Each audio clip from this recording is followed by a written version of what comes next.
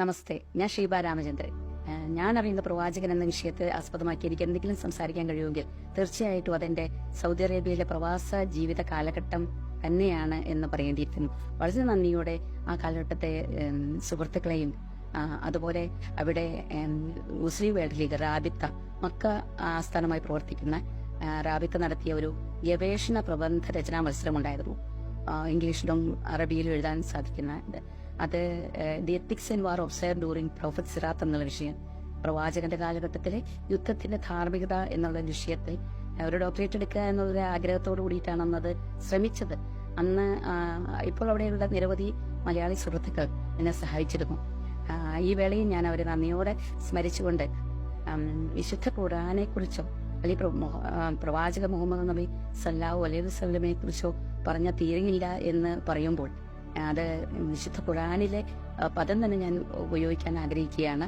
31:27 പറഞ്ഞിരിക്കുന്ന പ്രപഞ്ചത്തിലെ എല്ലാ വൃക്ഷങ്ങളും പേനയാവുകയും അതുപോലെ സമുദ്രത്തിലെ ജലം മഷിയാവുകയും അതിലേക്ക് 7 സമുദ്രങ്ങൾ കൂടി യോജിക്കപ്പെട്ടാൽ പോലും വിശുദ്ധ ഖുർആനെ വിശദീകരിക്കാൻ നമുക്ക് സാധ്യമാകുകയില്ല.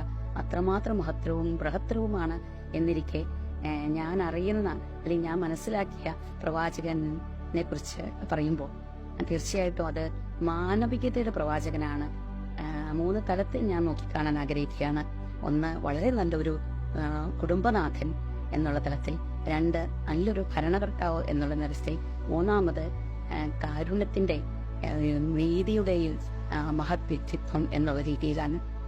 അത് 3നെ കുറിച്ചും പറയുമ്പോൾ കുടുംബനാഥൻ എന്നുള്ള രീതിയിൽ സ്വന്തം മാതാവിന്റെ പാതാരവിന്ദങ്ങളിലാണ് സ്വർഗം സ്ഥിതി ചെയ്യുന്നത് എന്ന് പറഞ്ഞ് സ്ത്രീകളെയും അമ്മയെയും ബഹുമാനിക്കണം എന്ന് പഠിപ്പിച്ച പ്രവാചകൻ. അതുപോലെ മാതാപിതാക്കളോട് ഛേ എന്നൊരു വാക്ക് പോലും പറയരുതെന്ന് പഠിപ്പിച്ച സ്നേഹപ്രവാചകൻ. അതുപോലെ തന്നെ ഭർത്താക്കന്മാരെ ശപിക്കരുത്, ഭാര്യമാരെ ദേഷ്യപ്പെട്ടു പോലും നോക്കരുത്, ദേഷ്യത്തോടെ നോക്കരുത് എന്ന് പഠിപ്പിച്ച പ്രവാചകൻ.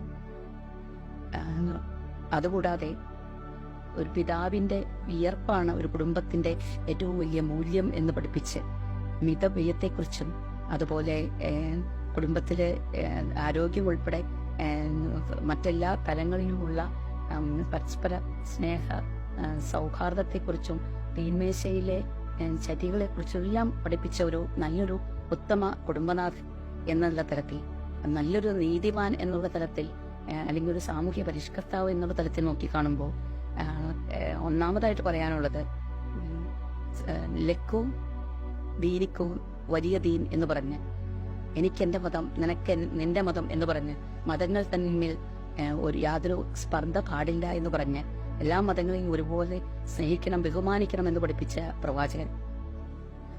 അതിനെക്കുറിച്ച് പറയുമ്പോൾ ഇതര മതസ്ഥരോടുള്ള പ്രവാചകന്റെ സമീപനം വളരെ ഉദാത്തവും മാതൃകാപരവും ആയിരുന്നു എന്ന് പറയേണ്ടിയിരിക്കുന്നു. അതുപോലെ തന്നെ മറ്റൊന്ന്, ഭർത്താക്കന്മാർക്ക് വിവാഹമോചനം സാധ്യമാകുന്നത് പോലെ തന്നെ ഭർത്താക്കന്മാരിൽ നിന്ന് നീതി ലഭിക്കാതിരിക്കുകയോ തൃപ്തി ലഭിക്കാതെയോ ചെയ്യുന്ന സ്ത്രീകൾക്ക് വിവാഹമോചനം സാധ്യമാക്കിക്കൊണ്ട് പുരുഷനും സ്ത്രീക്കും തുല്യ നീതി ഉറപ്പാക്കിയ ഒരു നീതിമാൻ കൂടിയാണ്.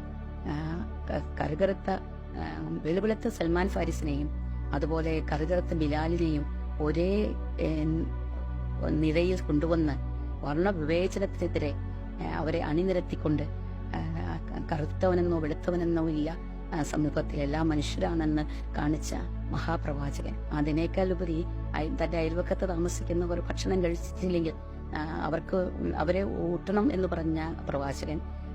അതുപോലെ ഏറ്റവും മഹത്തരമാണ്, ജോലി ചെയ്തവർക്ക് അവരുടെ വിയർപ്പ് വറ്റുന്നതിന് മുമ്പ് തന്നെ കൂലി കൊടുക്കണമെന്ന് പറഞ്ഞ വളരെ നല്ലൊരു സാമൂഹ്യ പരിഷ്കർത്താവ്. തീർച്ചയായിട്ടും ഞാൻ എന്റെ മതത്തിൽ, ഞാൻ പ്രതിദാനം ചെയ്യുന്ന മതത്തിൽ അടിയുറച്ച് വിശ്വസിച്ചുകൊണ്ട് തന്നെ എന്റെ സഹോദര മതങ്ങളെ അറിയുന്നതിനും ബഹുമാനിക്കുന്നതിനുമുള്ളൊരു ശ്രമം മാത്രമാണ് ആ കാലഘട്ടത്തിൽ നടത്തിയത്.